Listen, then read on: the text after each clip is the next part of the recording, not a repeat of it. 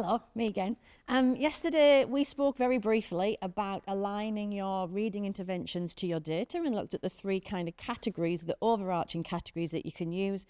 And we spoke a little bit about how Lexonik is working in your schools in order to support students do that.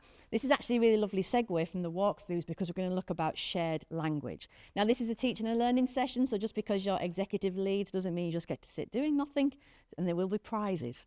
So join in.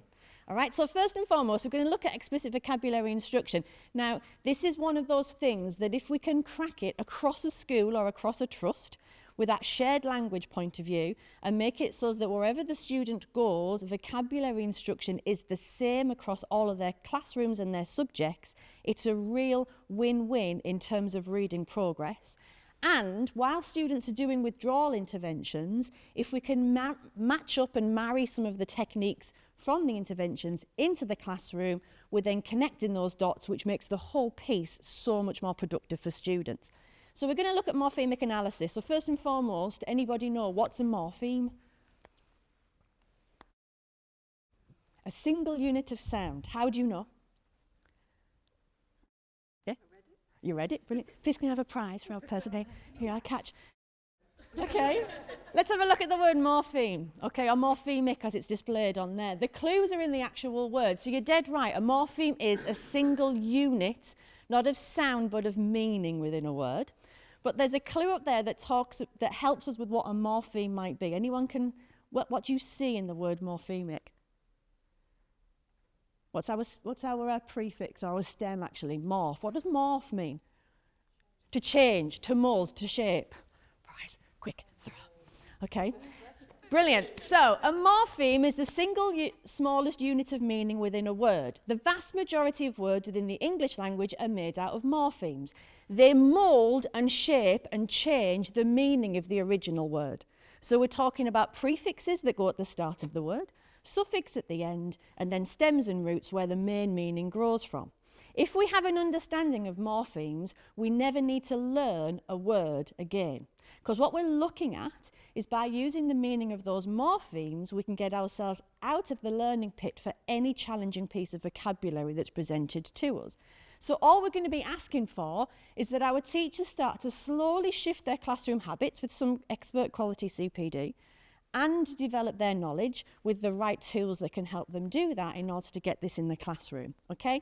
So let's just imagine that you're on cover. Yay, do you remember those days? How cool were they, yeah?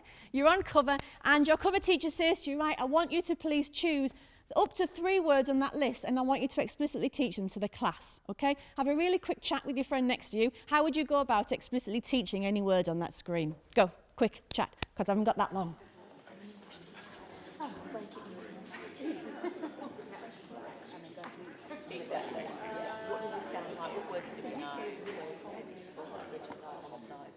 Okay, we would have longer than that usually, but we haven't got long today. So anyone got any ideas I would like to share? How would you go about teaching anything on that screen?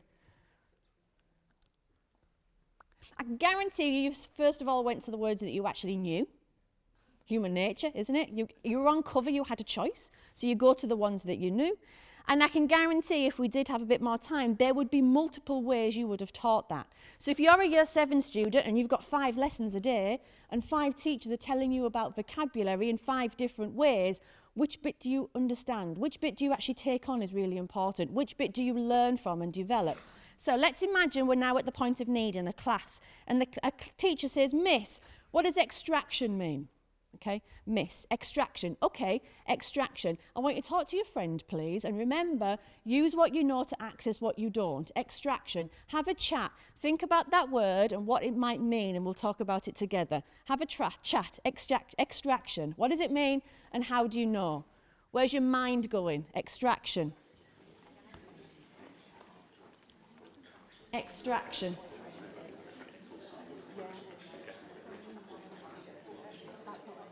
Okay, let's bring it back together. Again, we'd have a little bit more time than that. Extraction. Who wants to help me out, please? What does it mean, extraction? To take out. Okay, thank you. I promise. How do you know? How do you know it means extraction? Perfect. So your background knowledge has contextualized it for you. What do lots of our students who are struggling readers not have? Background knowledge, okay? So we need to help them. Okay, let's have a look at the words that this links to. So extraction. Where did your mind go when you saw the prefix X? What are you thinking of? Exit. Exit, brilliant. So the sign above a door. So X means out, yeah? What about our stem? Where did our mind go when we saw the stem? Track. To move, why move? Tractor. What does a tractor do? It drags and pulls something across a field. Traction is all about creating movement. Our suffix "shun" is the most common in the English language, and it means the act, result, or process of something. So extraction is literally the act, result, or process of dragging or pulling something out. Yeah? We never do anything in isolation, everything we know about learning. So subtraction. Subtraction, let's just do it as a whole because we haven't got forever. Subtraction, what does it mean and how do we know? Where's your mind going? Subtraction. Below. Where does your mind go when you said below? Submarine. Submarine. What's a submarine? What is a submarine? Literally is something that goes under the water, yeah? A subway is either something that you pass under a road, or the smart kid in year 9 will say, no miss, it's a sandwich, but when you eat that, it goes in your belly, which is under your belt, which is totally fine, yeah? So sub means under or below, track we know from before means to drag or pull, and shun is the act, result, or process. Now in that process there, and this is what we instruct through in Lexonik when we do whole PD on vocabulary, there was simply, all I did was ask 3 key questions. What does it mean? How do you know? And where's your mind going? Now that is quicker and more successful than getting a dictionary. That is quicker and safer than Googling. And all you're asking your staff to do is to learn, practice and repeat 3 key questions. What does it mean? How do you know? And where's your mind going? That metacognitive process is allowing students to appreciate that they've got vocabulary up here, but we're connecting it together. And by doing that connection, by knowing that track means to drag or to pull, you immediately are opening up vocabulary to students. We don't learn lists of words because from a cognitive point of view, we need their brains full of the content. We need to be developing their background knowledge.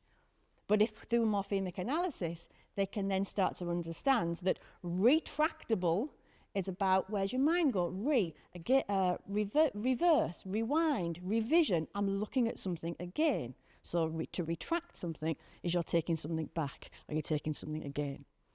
That was a really ridiculously quick way of doing that extract for you. I'll go through all of it. But if you would like to know more about how Lexonik supports, currently supporting your schools, because I know some of you have lots of our schools that are using us, but you might not be as familiar, please chat to me and Elise. Or if you would like to look at our platform for vocabulary, please come and have a chat as well. But what does it mean? How do you know? And where's your mind going? Take it into school on Monday. Thank you so much.